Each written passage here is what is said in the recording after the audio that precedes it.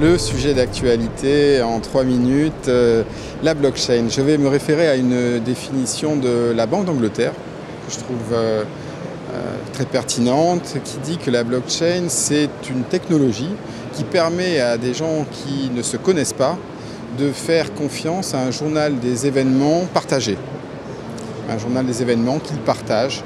Cette blockchain sous-tend l'émergence depuis 2008 de monnaies alternatives telles que le Bitcoin, le Litecoin et autres altcoins. Et ces monnaies s'appellent des crypto-monnaies parce que la blockchain est une technologie qui fait appel et qui repose sur la cryptographie et la signature électronique. Donc c'est une véritable révolution d'usage puisque aujourd'hui on peut échanger de l'argent, échanger des informations, échanger des contrats entre personnes qui ne se connaissent pas sans avoir recours obligatoire à un tiers de confiance.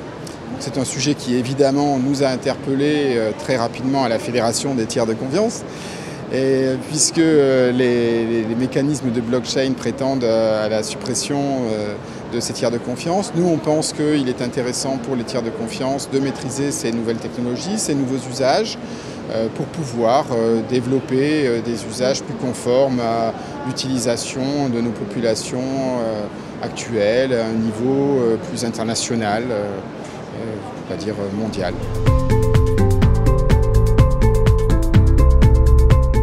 Nous avons publié ces travaux relevés d'identité coffre dans une logique d'inversion des processus en place aujourd'hui en matière de dématérialisation. Aujourd'hui, les grands émetteurs de factures ou les grands émetteurs de bulletins de paie en grand nombre, donc les gros employeurs, proposent la dématérialisation des factures ou des bulletins de paie, mais proposent bien souvent de les déposer dans un espace qu'ils maîtrisent ou qu'ils ont créé à cet effet. Ce que nous avons voulu faire avec les acteurs du groupe de travail archivage électronique et coffre-fort électronique de la Fédération des tiers de confiance, c'est proposer une procédure alternative qui permettrait à l'usager, donc au client ou au citoyen, à l'employé, de proposer à l'émetteur du document une adresse, un relevé d'identité coffre. Nous avons choisi cet acronyme par référence au relevé d'identité bancaire, puisque le mécanisme serait assimilable à celui d'un RIB. Vous voulez m'envoyer des documents, eh bien je vous communique mon relevé d'identité coffre afin que vous puissiez les envoyer dans mon coffre et non pas l'inverse, à savoir vous m'obligez à venir chercher mes informations chez vous.